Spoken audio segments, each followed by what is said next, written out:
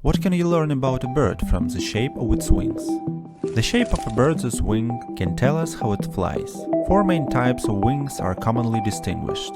For maneuverable flight, forest-dwelling birds such as finches, thrushes, which need to navigate through tight spaces between trees, have short, rounded wings.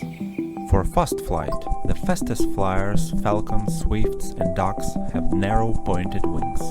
For gliding flight, in albatrosses, frigate birds and other seabirds, wing length greatly exceeds wing width. Such wings allow them to glide effortlessly with the wind.